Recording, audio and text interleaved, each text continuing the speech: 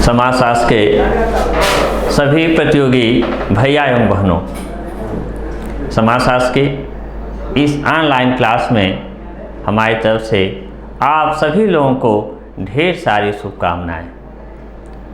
देखिए, पिछली कक्षाओं में हम लोगों ने काफ़ी कुछ पढ़ा। अब आज की क्लास में हम आते हैं समाजशास्त्र की विषय वस्तु। समाजशास्त्र की विषय वस्तु, subject matter of sociology. Subject matter of sociology.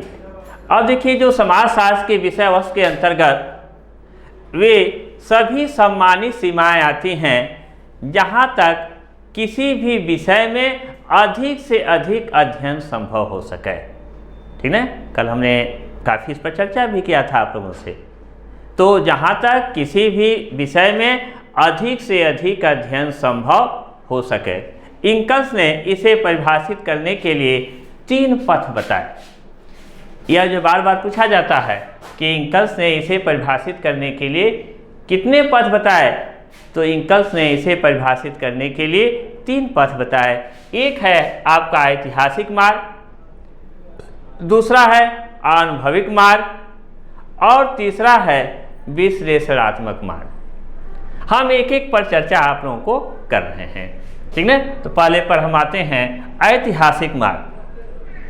ऐतिहासिक मार्ग में इसकी थीम तो आप लोग जानते ही हैं, जैसा नाम वैसा काम, ऐतिहासिक मार्ग। इसमें हम प्राचीन विचारकों के विचारों को संदर्भित करने का प्रयास करते हैं। ठीक है, उनके सिद्धांतों का वर्णन किया जाता है जो प्राचीन विचारक हैं। ठीक है, इसमें देखिए, जितनी हम पुस्तकें लिख रहे हैं, यह सभी पुस्तकें काफ़ी इम्पॉर्टेंट हैं, परीक्षा में कई बार पूछी भी जाती हैं। ठीक, इन पुस्तकों को आप लोग अपनी कॉपी पर जरूर नोट कर लीजिएगा। इसीलिए हमने ब्लैक बोर्ड पर भी लिख दिया है कि जिससे आप आसानी के साथ कोई स्पेलिंग भी आपकी गड़बड़ न हो। तो ऐतिहासिक मार्ग में हम यहाँ पर जो प्राचीन समाजशास्त्री हैं उनके लेखों तथा विचारों का वर्णन करते हैं, जिसमें जो हम लेते हैं यहाँ पर, जिसमें सोरोकिन ने अपनी कृति कंटेम्प्रेरी सोशियोलॉजिकल थ्योरीज में, जो हम सोरोकिन की जो कृति है, कौन सी, contemporary sociological theories, Howard Becker तथा हैरी एल्मर वार्नस ने, इनकी जो पुस्तक है हार्वर्ड बेकर तथा हैरी एल्मर वार्नस ने अपनी कृति social thought from love to science, social thought from love to science, Victor Moore की the social origin of dictatorship. ठीक है, विक्टर मूर की the social origin of dictatorship and democracy, Immanuel Wallerstein की the modern world system, Michael Mann की the sources of social power. ठीक है, Michael Mann की पुस्तक कौन सी, the sources of social power, Theda Skocpol की स्टेटस एंड सोशल रिवॉल्यूशन। यह आज पुस्तकें इस संदर्भ में काफ़ी महत्वपूर्ण हैं, जहाँ से उन लेखों का अध्ययन करके, उनके विचारों का अध्ययन करके हम यहाँ पर अध्ययन करते हैं। किसमें, हिस्टोरिकल पाथ में, ऐतिहासिक मार्ग में। फिर दूसरी जो हमने बताया कि इन्होंने कितने पथ बताए, 3 पथ बताए। पहला है ऐतिहासिक और दूसरा आपका है अनुभविक पक्ष।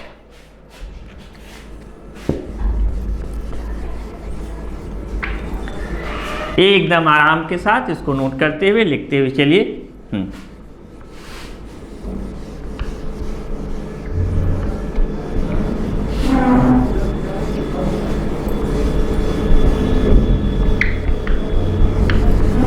अब जो सेकेंड है आपका अनुभविक पक्ष।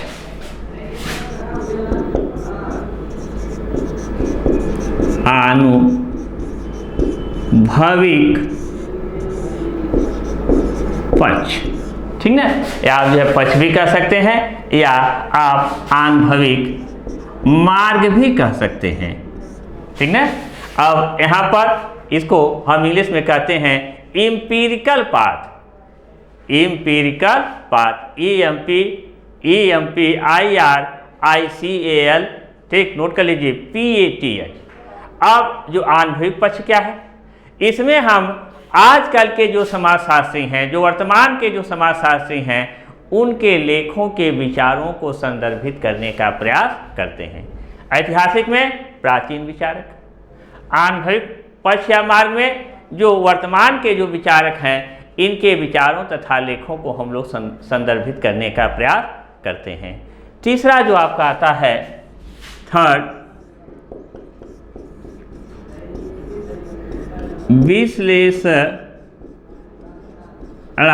मार्ग या पक्ष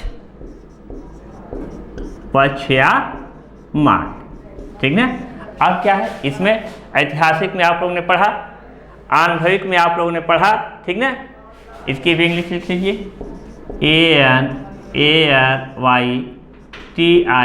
ANARYTICAL, analytical path, ALYTICAL PATH, analytical path. तो विश्लेषणात्मक पक्ष में क्या होता है, इसमें तार्किक विश्लेषण के आधार पर हम ऐतिहासिक का अध्ययन किए, ठीक ना। फिर उसके बाद हम आनुभविक पक्ष का अध्ययन किए, फिर उसके बाद हम विश्लेषणात्मक पक्ष का अध्ययन किए। तो इसमें तार्किक विश्लेषण के आधार पर यह देखा जाता है कि अन्य शाखाओं में किन विषयों का अध्ययन नहीं हो रहा है, अन्य शाखाओं में किन विषयों का अध्ययन नहीं हो रहा है जो मानव के आचार एवं व्यवहार को प्रभावित करते हैं। देखिए आपको पहले हमने बताया, एक theme sociology the science of society और ऑफ सोशल फिनोमेना, समाजशास्त्र सामाजिक प्रघटनाओं का विज्ञान है। किन प्रघटनाओं का विज्ञान है, तो ये उन प्रघटनाओं का विज्ञान है जो एक मानव अपनी क्रियाओं के द्वारा दूसरे मानव के आचार एवं व्यवहार को प्रभावित करता है। यह पहली क्लास में हमने आप लोगों को बता चुके हैं कि किस प्रकार से एक मानव अपनी क्रियाओं के द्वारा दूसरे मानव के आचार एवं व्यवहार को प्रभावित करता है, ठीक ना। तो देखिए अब यहाँ पर ये ऐतिहासिक मार्ग, ये आनुभविक पक्ष या मार्ग, थर्ड आ गया विशेषात्मक पक्ष या मार्ग, ठीक ना। इसमें किस पर जोर देते हैं हम, तार्किकता पर जोर देते हैं। तार्किक विश्लेषण के आधार पर यह देखा जाता है इसमें कि अन्य शाखाओं में किन विषयों का अध्ययन हो रहा है कि नहीं, ठीक। तो अब ये देखिए यहाँ से प्रश्न बनता है, प्रश्न आपसे पूछ लेगा कि जो समाजशास्त्र के जो विषय वस्तु है, इसके लिए तीन पद, ऐतिहासिक मार्ग, आनुभविक मार्ग, विशेषात्मक मार्ग या ऐतिहासिक पक्ष, आनुभविक पक्ष तथा विशेषात्मक पक्ष की चर्चा की समाजशास्त्री ने की है। तो वह कौन समाजशास्त्री हैं, इंकस महोदय, ठीक ना। फिर उसके बाद देखिए अब यह इन्हीं तीनों के आधार पर, किसके आधार पर, ऐतिहासिक मार्ग, आनुभविक मार्ग और विशेषात्मक मार्ग के ही आधार पर इन्होंने, किसने, इंकस ने। अब देखिए यहाँ पर बहुत ध्यान से, इन्हीं के आधार पर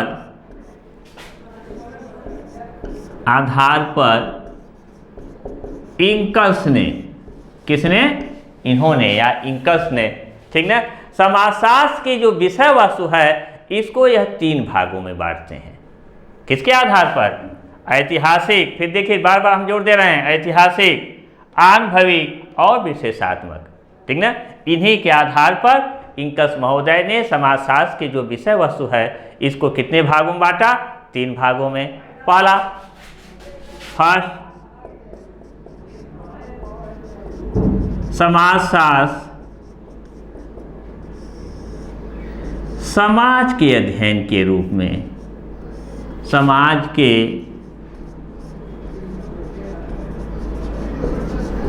अध्ययन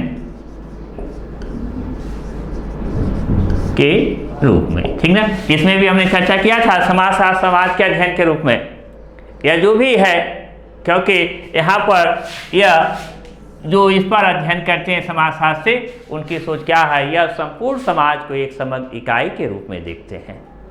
इनका मानना है कि अगर इसके एक भाग में अगर कोई परिवर्तन होता है तो वह भाग प्रत्यक्ष अथवा अप्रत्यक्ष रूप से दूसरे भाग को भी प्रभावित करता है। इसलिए हमें छोटे छोटे बिंदुओं को भी ध्यानपूर्वक देखने की आवश्यकता होती है और उस पर भी हमें विशेष तौर से ध्यान देना चाहिए, क्योंकि वह छोटा है लेकिन वह दूसरे पार्ट को प्रभावित करेगा, वह फिर अन्य को प्रभावित करेगा, फिर वह अन्य को प्रभावित करेगा।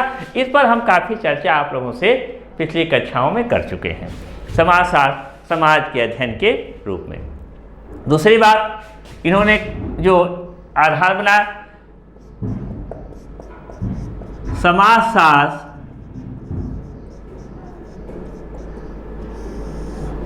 संस्थाओं के अध्ययन के रूप में, संस्थाओं के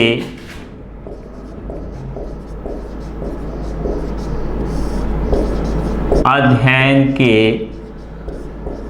रूप में, ठीक ना।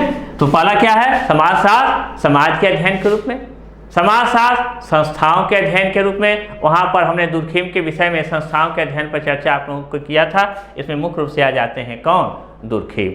तीसरा है सामाजिक संबंधों के अध्ययन के रूप में, थर्ड देखिए,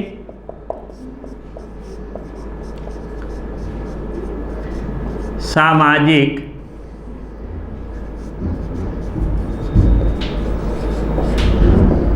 संबंधों के अध्ययन के रूप में, ठीक ना।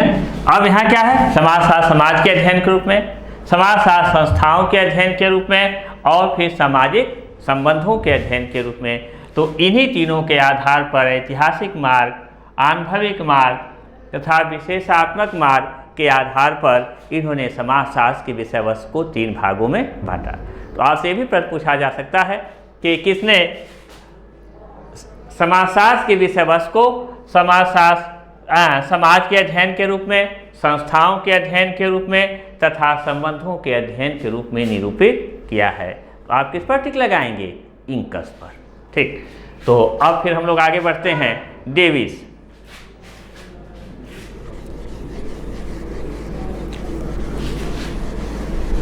नोट करते जाइए भाई, ये बहुत इंपॉर्टेंट है, यह बार बार प्रश्न पूछा जाता है। डेविस,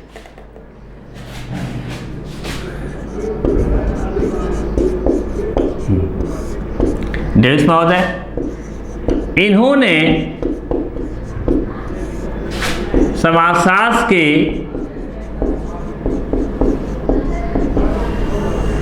विषय वस्तु को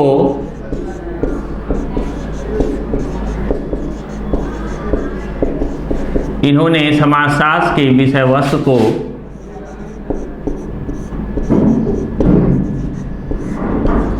पांच भागों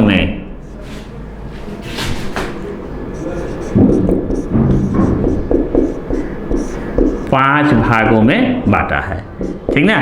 तो डेविस महोदय ने समाजशास्त्र के विषय वस्तु को कितने भागों में बांटा, 5 भागों में। पहला भाग क्या है, ध्यान को देखिए,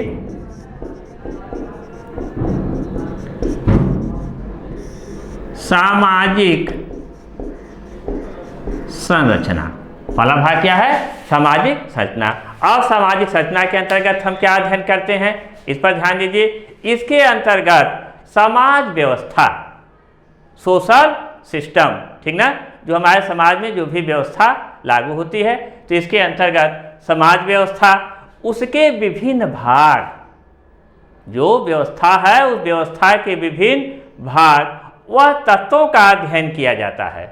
जो हमारी जो सामाजिक व्यवस्था है, जो समाज की व्यवस्था है और उसके जो भाग हैं, ठीक ना, और जो वह तत्व उसमें हैं, ठीक ना, हम उन तत्वों का इसमें अध्ययन किया जाता है। किसमें, सामाजिक संरचना में।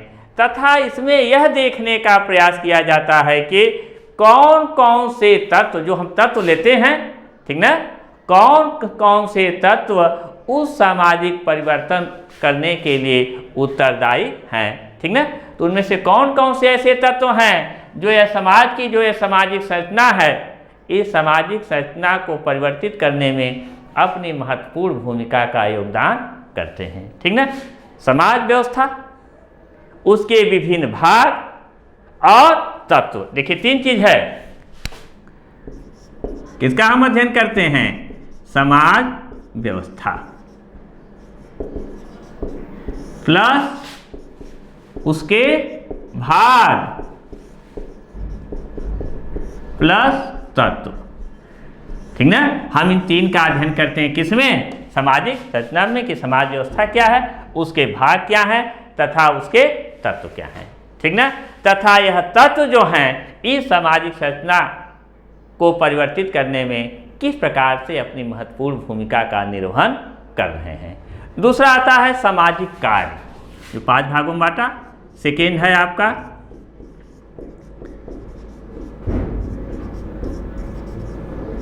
सामाजिक कार्य, ठीक ना। अब देखिए यह जो सामाजिक कार्य है, सामाजिक कार्य में हम क्या अध्ययन करते हैं? इसमें यह देखा जाता है कि सामाजिक संरचना की जो कार्य है, ये जो संरचना है, इस सामाजिक संरचना की मूलभूत आवश्यकताएं क्या हैं, ठीक ना। जो यह हमारी सामाजिक संरचना है, इस सामाजिक संरचना की मूलभूत आवश्यकताएं क्या हैं तथा सामाजिक संरचना इसे कैसे पूरा करती है। तो हम यह इसमें देखते हैं किसमें? सामाजिक कार्य में।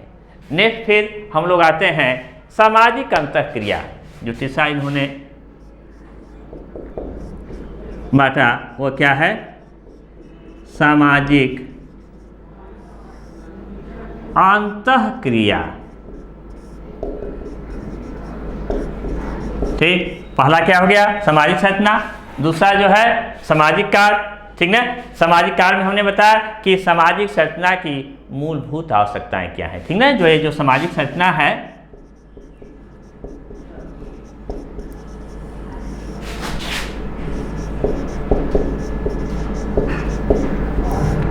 सामाजिक संरचना की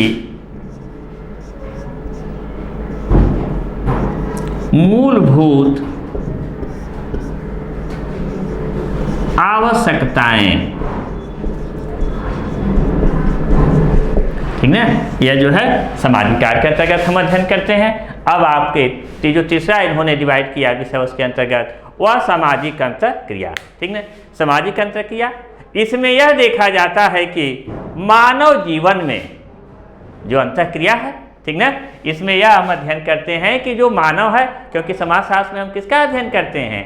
मानव का अध्ययन करते हैं, पशु पक्षी तथा पेड़ पौधों का हम अध्ययन नहीं करते हैं, ठीक ना। तो एक क्लियर चीज है। तो सामाजिक अंतःक्रिया में हम क्या देखते हैं कि मानव जीवन में सहयोग तथा संघर्ष का क्या स्थान है, ठीक ना। जो संघर्ष है और जो सहयोग है, हम एक दूसरे का जो सहयोग करते हैं, ठीक, उसका क्या स्थान है। एक मानव जो है संघर्ष करके, क्यों कहा जाता है संघर्ष का बहुत महत्वपूर्ण योगदान होता है, तो इसमें 2 चीज पर जोर देते हैं, किसका? सहयोग प्लस संघर्ष, ठीक ना। अब देखिए सहयोग के विषय में सभी आप लोग जानते होंगे। संघर्ष के विषय में कहा जाता है कि मुश्किलें इंसान के इरादे आजमाती हैं, मुश्किलें इंसान के इरादे आजमाती हैं और स्वप्न के पर्दे को निगाहों से हटाती हैं। हौसला मत हार, गिर करो मुसाफिर, ठोकरें इंसान को चलना सिखाती हैं। जब व्यक्ति संघर्ष करता है, वही व्यक्ति जीवन में प्रगति के मार्ग पर अग्रसर होता है, जो व्यक्ति संघर्ष करता है। और उसके लिए एक दिन ऐसी स्थिति आती है, कहा जाता है उसके लिए कि स्वयं आके मंजिल चरण चूम लेगी, स्वयं आके मंजिल चरण चूम लेगी, जरा पांव अपना बढ़ा करके देखो। लेकिन यह जो पांव आपका बढ़ना चाहिए, वह पांव ईमानदारी पूर्वक आपका आगे बढ़ना चाहिए, ठीक ना। तो प्रत्येक व्यक्ति के जीवन में यहाँ पर हम यह अध्ययन करते हैं कि सहयोग तथा संघर्ष का क्या स्थान होता है। फिर उसके बाद जो फोर्थ है, फोर्थ में है व्यक्ति तथा समाज, ठीक ना। पहला सामाजिक संरचना, दूसरा सामाजिक काल, तीसरा सामाजिक अंतःक्रिया, फोर्थ क्या है व्यक्ति तथा समाज। व्यक्ति तथा समाज क्या है? इसमें अध्ययन का विषय यह है कि व्यक्ति के निर्माण में, इसमें जो अध्ययन का विषय क्या है कि व्यक्ति के निर्माण में समाज का क्या योगदान है। क्योंकि कहा जाता है कि व्यक्ति बिना समाज नहीं और समाज बिना व्यक्ति नहीं, ठीक ना। जिस प्रकार का पर्यावरण निर्मित होता है, जिस प्रकार का हम पर्यावरण निर्मित करते हैं, उसी प्रकार से एक व्यक्ति के व्यक्तित्व को हम प्रभावित करते हैं। जैसे देखिए, अब यहाँ पर व्यक्ति तथा समाज का कितना प्रभाव है। अब मैं एक छोटा सा उदाहरण दे रहे हैं आप लोगों को। यहाँ पर हम अमेरिका में रहने वाला बच्चा, अमेरिका, क्योंकि हम जो प्रोनाउंसिएशन करते हैं इसीलिए हमें अच्छी भाषा का प्रयोग करना चाहिए, अपना मन अच्छा रखना चाहिए, एक दूसरे के बीच में हमेशा सकारात्मक विचार का होना चाहिए, हमारी सोच भी हमेशा सकारात्मक होना चाहिए। तो समाज भी कैसा होगा, वैसा ही प्रभाव किसके ऊपर पड़ता है, क्योंकि व्यक्ति से किसका निर्माण होता है, समाज से, और समाज का प्रभाव किसके ऊपर पड़ता है, व्यक्ति के ऊपर, ठीक ना। जैसे अब देखिए एक छोटा सा उदाहरण, अमेरिका में रहने वाला बच्चा, वहां के लोग कहते हैं मैंगो, तो वहां का बालक क्या बोलता है, मैंगो। हमारे और आपके यहाँ का बालक जो शहर में रहते हैं वहाँ आम, तो बालक भी कहता है पापा आम लेते आइएगा। गांव में जो हम प्रोनाउंसिएशन करते हैं अब तो काफ़ी ऐसी हो गई है, लेकिन कभी कभी हम के वहाँ पर हम कहते हैं अमवा, तो बालक भी कहता है पापा बाजार जा रहे हैं अमवा लेते आइएगा। ठीक, देखिए, तो जैसे हम पर्यावरण को निर्मित करेंगे, हम अपने घर के छोटे बालक को आप कह करके संबोधित करते हैं, तो वह बालक भी हमको आप कह करके संबोधित करता है। अगर उसको हम तुम कह करके संबोधित करते हैं तो वह बालक भी हमको तुम कह करके संबोधित करता है। ठीक, तो इसमें जो अध्ययन का विषय है कि व्यक्ति के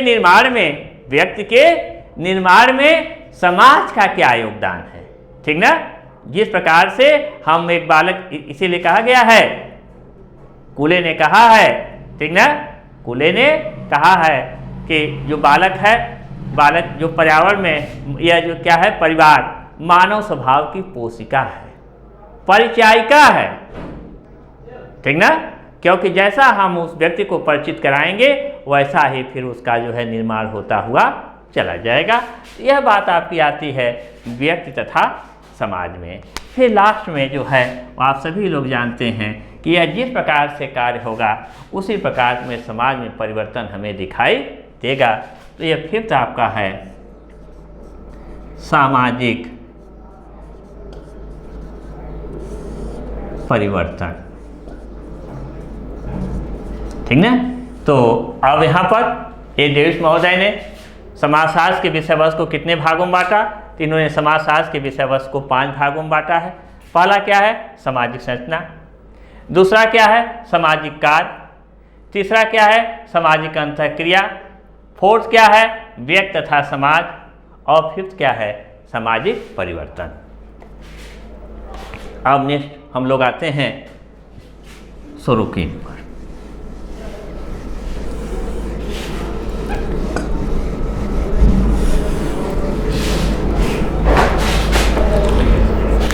अब इसको भी देखिए, सोरोकिन, ठीक ना।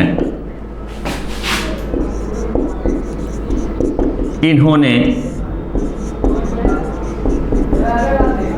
समाजशास्त्र के विषय